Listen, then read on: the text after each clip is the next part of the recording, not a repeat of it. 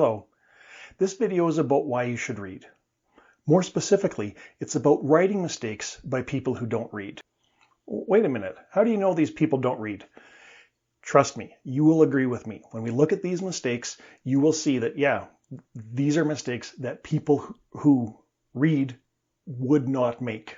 Okay? I've been collecting these mistakes actually over a number of years because in class, when I'm trying to tell students they should read, they often say, well, why? They think they don't like to do it. They're not doing it properly. If you don't like reading, by the way, make sure you watch the video that I've just put up top there. It's about how to learn to like reading because it really is important to learning a language.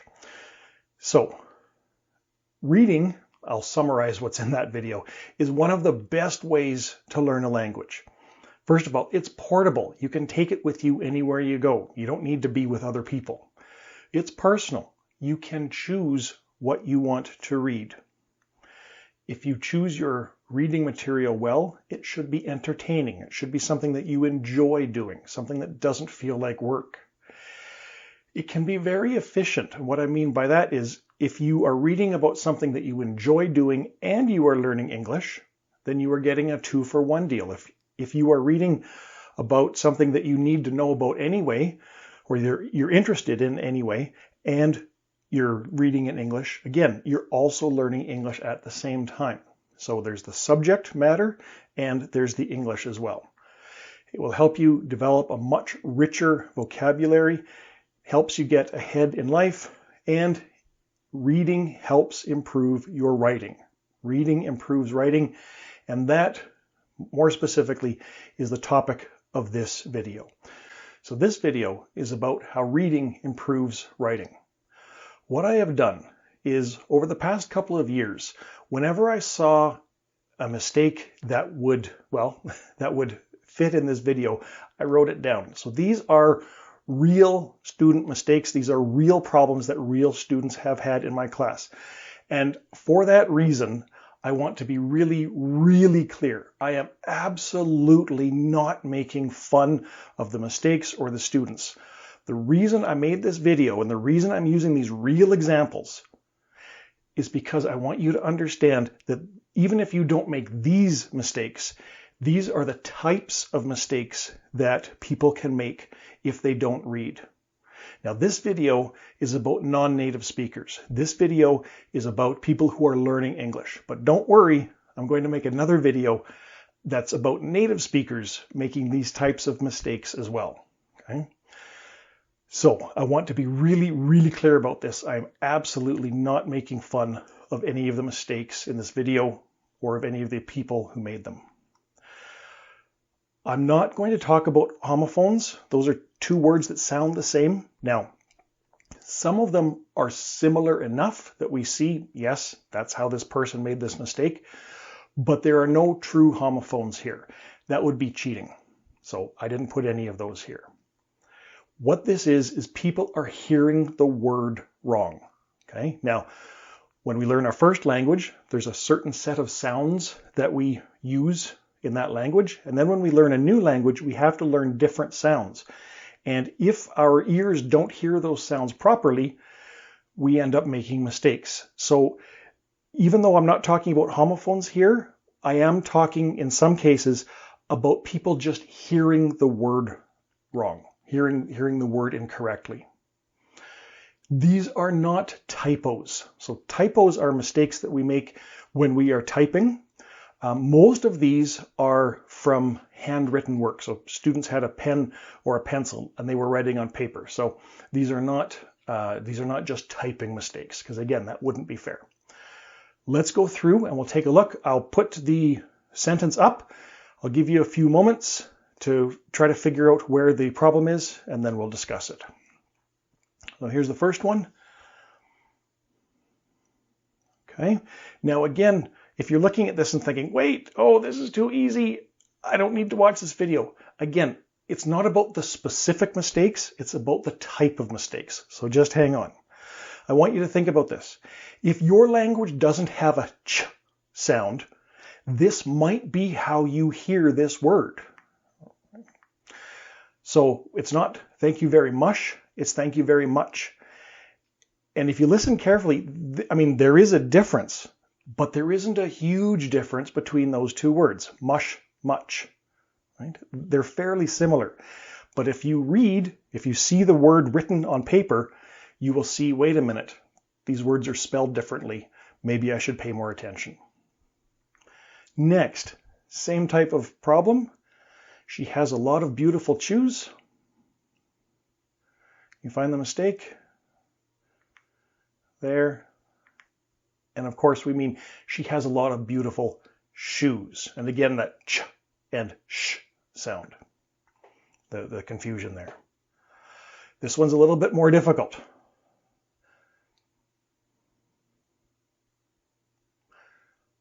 I am training to find that information. The problem here is, I mean, it would be kind of a strange situation, but I could imagine this actually being a proper, correct sentence. Now, in the context that it was written, it's not. We need to get rid of that word and we need to say trying. I am trying. And again, training, trying, they're not exactly the same, but they are fairly similar. If you just hear those two words, you might not hear the difference. If you see them written on the paper, you're more likely to realize that, wait a minute, these are two different words. These people are not just in one city. This is a really common problem, again, because of how different languages use different sounds. Now, in English, we use a lot more vowel sounds than many other languages. It's not a contest, but we just do. We have a lot more vowel sounds than many other languages. And it becomes one of the things that people have trouble with when they're trying to learn English. All right, I've been talking long enough. Do you see the problem here? Yeah, it's not this people, it's these people. Now, you might be thinking, that sounds almost the same. Not in English. My English ears hear a big difference between those two words, this and these. They are stressed doing this time.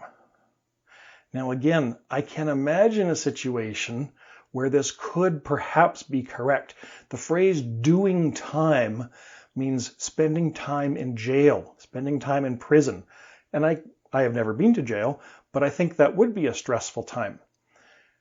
But that's not what this student meant. From context, I was able to figure out that what this student meant was not doing, but during. They are stressed during this time. Okay? So again, the words are close, but they're not interchangeable. When I say they're close, I mean they sound similar. This next one, depending where you are, might be, depending on the specific type of English you're learning, might be homophones or they might not be.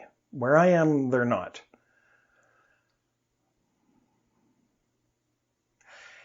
And even if they are homophones in where you're learning English, this is a really, really basic mistake. This person, and I don't remember who made this, but just looking at this mistake, this is a person who reads basically not at all. After that, we left our country. No. After that, we left our country. Okay? And again, depending on the language, depending on the type of English you speak, these might be really, really close. But this is a really, really basic mistake that we really should not be making. Next, I'm glad to meet my classmate. Now, all of these words are English words, but they just don't all make sense in this context. One of the things we need to fix here is also a vowel sound.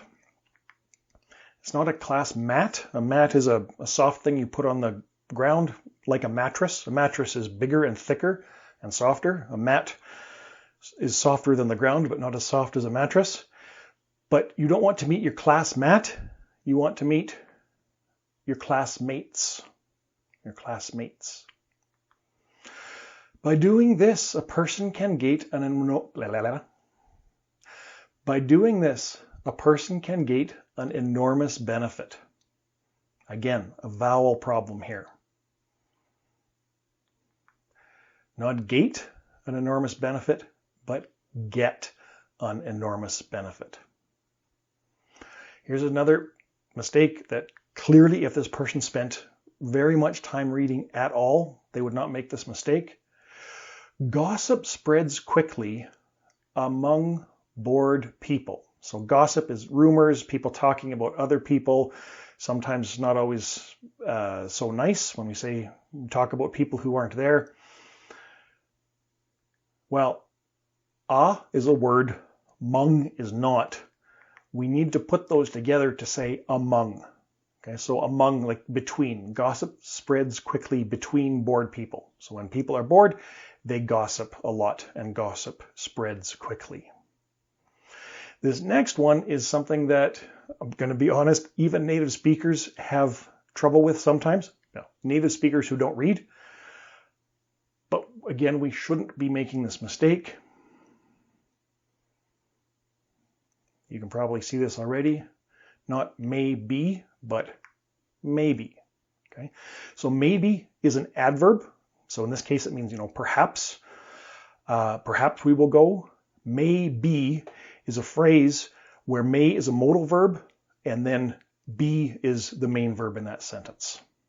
Okay, so both are possible as two separate words and as one word, but they don't mean the same thing. Next, it's still the same. Again, a vowel problem. It's still the same. It's still the same. Not our one opinion, but our own opinion. Our own opinion can change. Okay. Next, I prefer a face-to-face glass. You can probably see where the problem is there. And again, this is a really interesting one to look at, because the problem is that, so the problem is the word glass here. The first sound there, the g, is part of a consonant pair. So if I use my voice, it's g. If I don't use my voice, it's k. In English, when those sounds come at the beginning of the word, they are clearly different sounds. In some languages, you could use one or the other and it doesn't make a difference.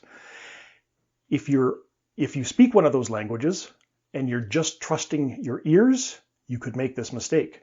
But if you read, you'll see it written down and you will realize, oh, it's actually a different word. I prefer a face-to-face class. So again, I'm not worried about these specific mistakes. I'm worried about the reasons behind these mistakes. So if the people who wrote these mistakes, who made these writing mistakes, spent more time reading, I really think that they would have made fewer of these mistakes.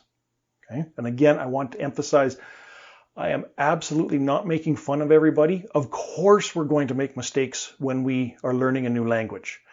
But these examples, I chose them specifically because I think we can understand how somebody would make them, but also how, if that person read, they probably would not make those same mistakes. And I'm really nervous about this. I really don't want you to think I'm making fun of everybody. I really do want to say, listen, I know learning a language is a lot of work. Don't be afraid of mistakes.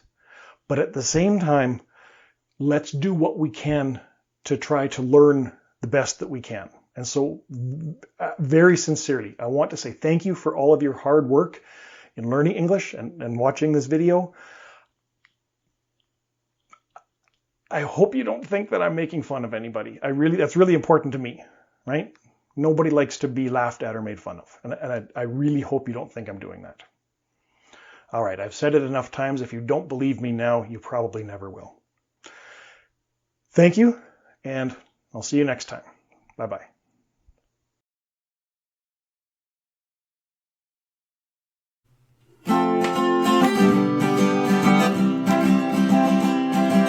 Like and subscribe.